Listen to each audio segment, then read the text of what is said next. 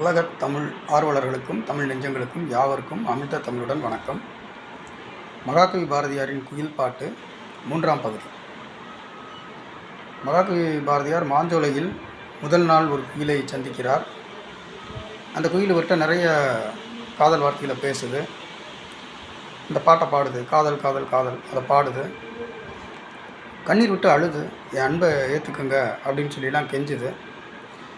சரி, விலாவரியாக பேசலாம் அப்படின்னு சொல்லிட்டு இவர் அந்த குயில்கிட்ட நெருங்கும்போது மாலை நேரம் பொழுது போயிடுச்சு. எல்லா பறவைகளும் அந்த மாஞ்சோலையில் திரும்பி வந்துருச்சுன்னு அதை கூட்டுக்கு வந்துருச்சு.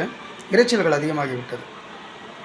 அப்போ அந்த குயில் சொல்லுது, இப்போ இனிமேல் நம்ம பேச முடியாது, நீங்கள் போயிட்டு 4 நாள்கள் கழித்து வாங்க, நம்ம பேசலாம் அப்படின்னு கண்டிப்பாக நீங்கள் வரணும், நீங்கள் வரலைன்னா நான் வாழவே மாட்டேன் அப்படின்னு சொல்லிலாம் சொல்லுது.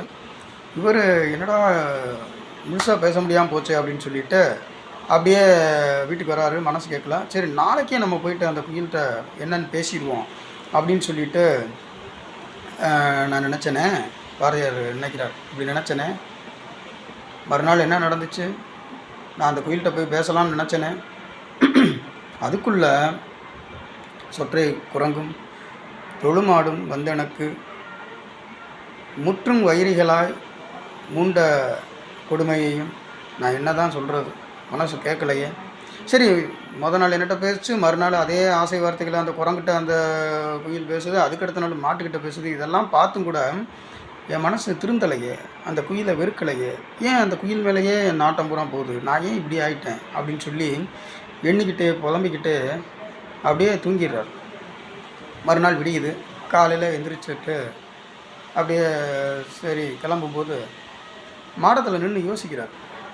இன்றைக்கி தானே 4ஆம் நாள், அந்த குயில் நம்மளை இன்றைக்கி தானே வர சொல்லிச்சு, என்னென்னு தான் பார்த்துருவோமா அப்படின்னு சொல்லி அப்படியே யோசிச்சுட்டு இந்த இப்படிலாம் நடக்குது, ஒரே வியப்பாக இருக்கே, ஏன் இப்படிலாம் நடக்குது அப்படின்னு சொல்லிட்டு அப்படியே வானத்தை பார்த்துட்டு இருக்கிறாரு.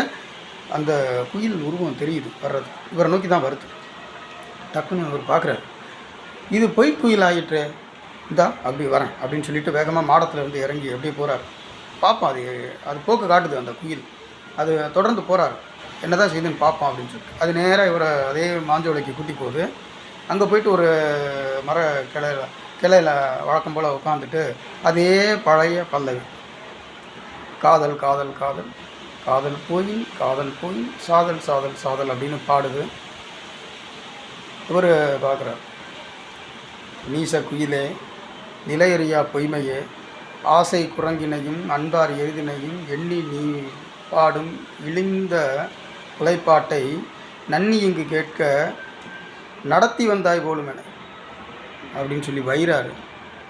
அந்த குயில் அப்படியே, என்ன இப்படிலாம் பேசுகிறீங்க, என்ன என்ன இப்படி சொல்கிறீங்களே. உடனே என்ன நான் சொல்கிறது உனக்கு புரியலையா? நீ என்ன இழிந்த செயல்களை செய்கிறேன்னு நான் சொன்னேனே, உனக்கு புரியலையா? முதல்ல என்கிட்ட பேசினா அதே வார்த்தைகளை நீ என்ன செஞ்ச, ஒரு குரங்குக்கிட்ட பேசிக்கிட்டு இருந்த. மறுநாள் அதுக்கப்புறம் பார்த்தேன், ஒரு கழட்டு காளை மாட்டுக்கிட்ட பேசிக்கிட்டு இருக்கிற, அதே பல்லவியை இதுகளெல்லாம் பாடிக்கிட்டு இருக்கிற. நீ என்ன பிறவி? அதை சொன்னால் என்னமோ அப்படியே ஒன்றுமே நடக்காத மாதிரி பார்க்குறியே அப்படின்னு சொன்ன உடனே அந்த குயில் ஓன்னு அழுது. நான் உங்கள்கிட்ட எப்படி நிரூபிப்பேன், நான் அதுகள்கிட்ட பேசிகிட்டு இருந்ததை பார்த்தேன்னு சொல்கிறீங்களே, நான் பேசலைன்னு சொன்னால் எனக்கு எப்படி நம்புவீங்களா? நான் எப்படி நிரூபிக்கிறது உங்கள்கிட்ட? அடடா, நீங்களே இப்படி என்னை சந்தேகப்படும்படியான நிலைமை ஆயிடுச்சு. ஞாயிறு இந்த நாள் மலர்கள் மேலே கோவப்பட்டு ரொம்ப வெம்மையை செலுத்துச்சுன்னா அந்த மலர்களுடைய நிலைமை என்ன ஆகும், கருகி போகும் இல்லையா? அதே மாதிரி பெற்ற தாயே அந்த பெற்ற குழந்தைகளை, தாய் தான் சரண் அப்படின்னு பிறந்திருக்குதுங்க, அந்த குழந்தைகளை அந்த தாயே கொன்னா அந்த குழந்தை நிலைமை என்ன ஆகுறது?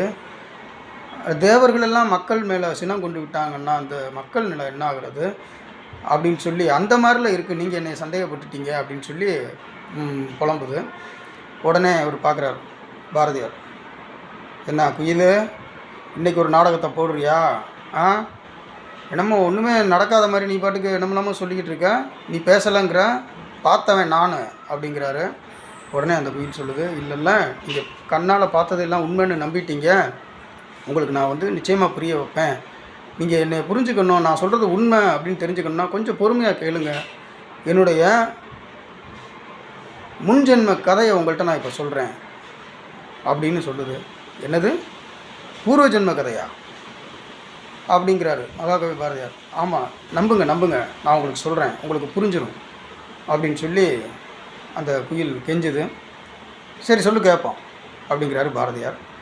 அந்த குயில் என்ன சொல்லுது அப்படிங்கிற அந்த பூர்வ ஜென்ம கதையை அடுத்த காணொளியில் நாம் காண்போம். சப்ஸ்கிரைப் பண்ணுங்கள், லைக் பண்ணுங்கள், கமெண்ட் பண்ணுங்கள், ஷேர் பண்ணுங்கள். தொடர்ந்துருங்கள் அமிழ்த தமிழுடன்.